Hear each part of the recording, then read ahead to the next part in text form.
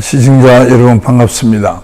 제가 대한민국 국회에 이제 입성하게 된 것이 1996년 4월 11일 날 있은 15대 국회의원 총선거였습니다. 그 당시에 제가 신한국당 김영삼 대통령이 이끄는 신한국당의 공천을 받게 되고요. 그해 2월 7일 날 서울에서 그 장소는 제가 기억이 안 납니다만 큰 체육관 같은 데서 제가 공천을 이제 받게 되었습니다. 공천을 받고 난 뒤에 이제 2월 말까지 수술을 다 정리하고 3월 한 달을 본격적인 선거운동을 하게 되었습니다.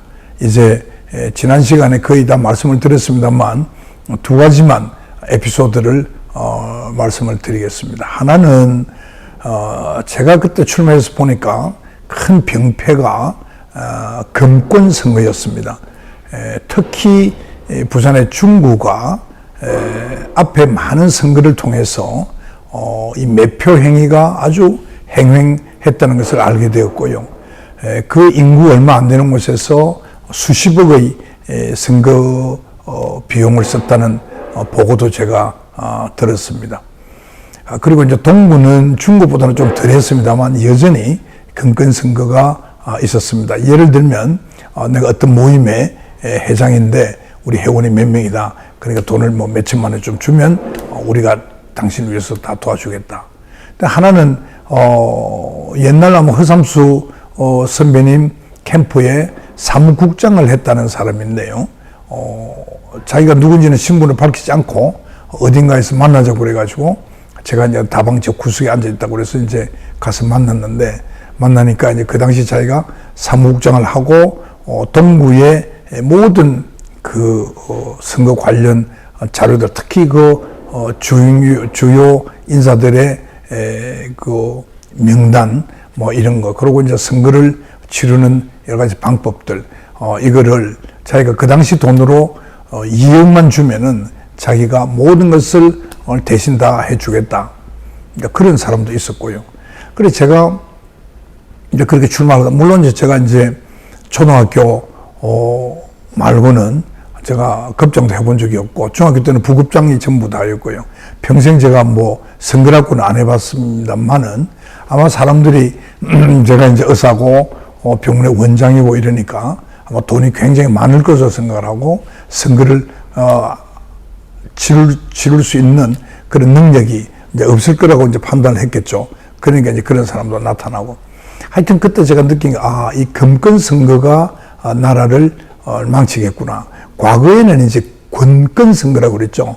그러니까 권력을 이용한, 그런 공권력을 이용한, 그런 이제 선거. 이것이 굉장히 문제가 있었다고 제가 듣고 있었는데, 그 당시에 제가 이제 출마를 막상 해보니까 금권 선거가 많은 문제가 있고, 이것을 고치지 않고는 나라의 미래가 없겠다. 왜냐하면 선거를 할 때에 그런 돈으로 매표 행위를 하거나 또 많은 돈을 써야 된다고 그러면, 물론 그냥 불법이지만, 불법뿐만 아니고, 그런 이제 이 생태계가 바뀌지 않으면, 정말 국가관을 가지고 능력이 있는 사람들이 후보로서, 당선되어서 나라를 위해서 일할 수 있는 그런 기회가, 다 막혀버리는 것이 되기 때문에, 금권 선거는 막아야 된다. 이런 생각을 하고 있었죠. 그래서 저에게도 이제 마지막에 선거를 한 3, 4일 앞두고 이제 동구에서는 무소속으로 옥중 출마한 허삼수 선배님 캠프에서는 자기들이 이제 뭐 다 이겼다고 선거를 그때 한 4일인가 앞두고 당선되면 파티할 거라고 대지를 뭐 잡아놨다는 그런 소리가 들릴 정도로 했고, 제가 이제 그 당시 이제 제가 집권당 후보니까 이제 경찰이나 이런 데서 들리는 소리를 들어보면 상당히 어려울 수 있다 하는 그런 소리도 제가 정보 보고를 이렇게 간접적으로 듣기도 한 기억이 납니다. 아무튼 그런 일이 있었을 때 제 이제 아주 오른팔 역할을 한 아주 세 사람이 김영철이라는 제가 초중고 아주 절친이죠. 그 친구하고 또 다른 친구하고 이제 두 사람이 제 숙소에 그때가 밤 11시가 넘었죠. 그래 왔어요. 와가지고 이런저런 이야기를 하면서 이대로 가면 낙선할 수도 있겠으니 3억만 좀 써자. 그런 얘기를 했습니다. 그래서 그 말은 마지막 그 3억으로 뭐 매표 행위와 같은 그런 행위를 하겠다는 그런 뜻 아니겠습니까? 저는 그때 이제 그렇게 받아들이고 제가 아주 화를 많이 낸 기억이 납니다. 제가 이 금권 선거를 막으려고 출마한 사람이고, 제가 깨끗한 선거를 치러서 떨어지는 것이 더러운 선거를 치러서 당선되는 것보다도 나라를 위해서 더 공헌하는 것이다 라는 내가 생각을 하고 있기 때문에 다시는 나한테 그런 소리를 하지 마라. 떨어져도 좋다. 그렇게 했던 기억이 나고요. 그 다음 날부터 제가 이 핸드마이크를 가지고 특히 부산 진시장, 또 국제시장, 부평동시장 이런 곳에 이제 다니면서 그 당시에는 각 그 지구당의 사무실이 있었습니다. 그 사무실에 당원들을 모아서 이렇게 그 회의를 하고 연설도 할 수 있는 그런 이제 그것이 합법적 용인이 되었습니다. 그래서 제가 그때 이렇게 그 배터리가 달려 있는 핸드마이크가 있었는데요.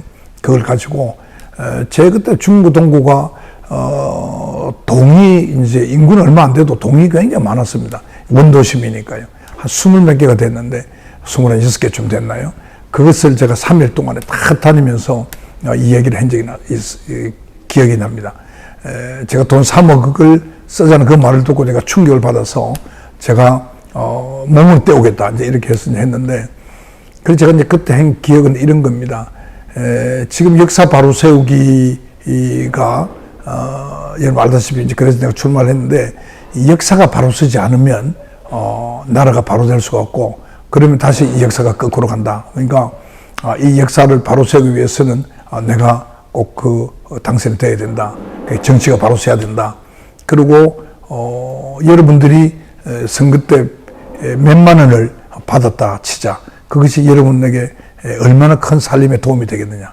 그러나 내가 국회에 되어서 지역 발전에 기여한다면 그 몇 배의 이익이 여러분들에게 갈 거 아니냐. 그러니까 참신한 정의원을 꼭 찍어달라. 자, 이런 요지로 제가 좀 선거 유세를 했던 기억이 납니다. 아무튼 이제 그렇게 해서 이제 제가 평생 안 해본 짓이죠. 그게 뭐냐면 이제 대중을 모아놓고 이제 후보 연설회가 있었습니다. 이제 기호순대로 이제 이렇게 소위 추첨을 해서 연설을 하는데 제가 맨 첫 연설자가 됐는데요. 그때 동강초등학교라고 거기서 했습니다. 중구에 있었는데요.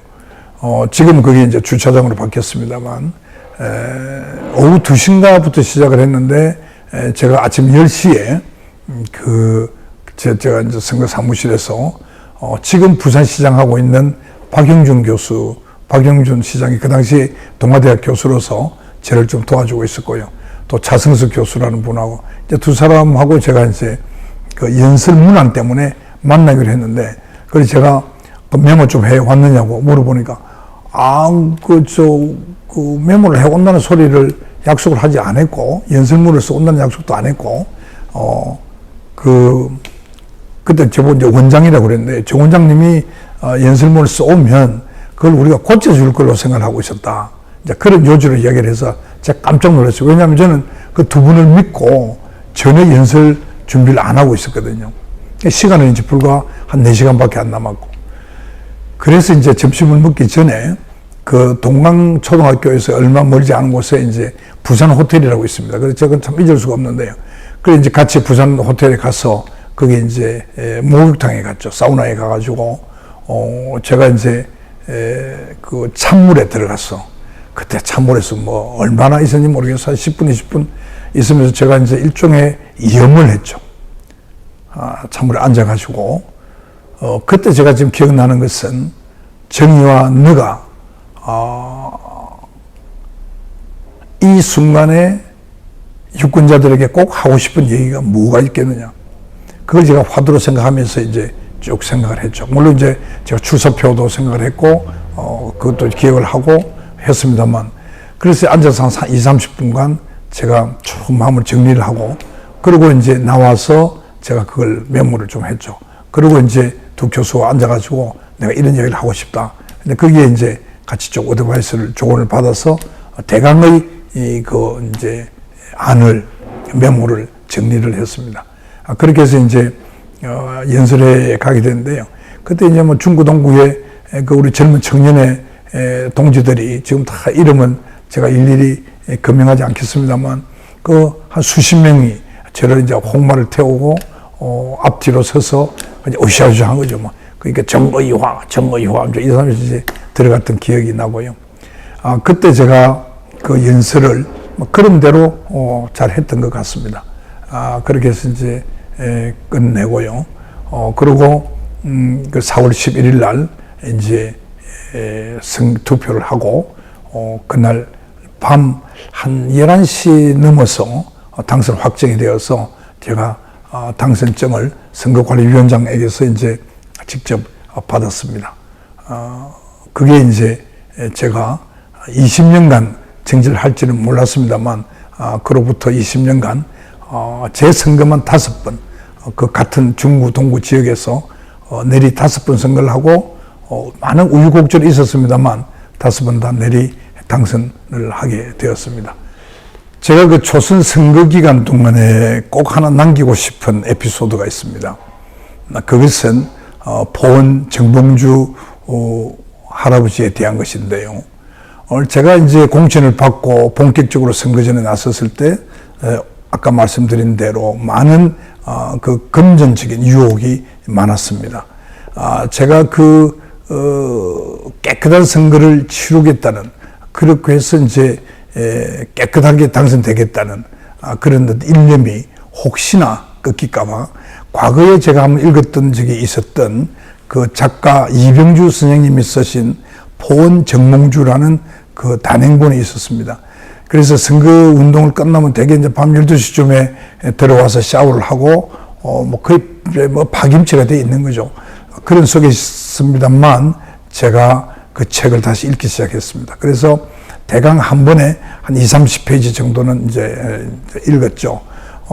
그러다가 이제 선거가 본격적으로 들어가면서부터는 도저히 피곤해서 책을 읽을 시간이 안 되죠. 그러니까 밤 12시에 와서 또 새벽 4시에 일어나가지고 또 선거운동을 5시부터 움직여야 되기 때문에 거의 잠을 하루에 한 4시간 정도 잤으니까요. 그래서 나중에는 도저히 제가 이 책을 한 반 정도밖에 못 읽고 끝까지 이제 읽을 수가 없어서 제가 그 할아버지가 갖고 있던 그 단심, 그리고 그 지조, 나라를 위한 그 지조를 제가 그대로 늘 품고 있기 위해서 방법이 없었죠.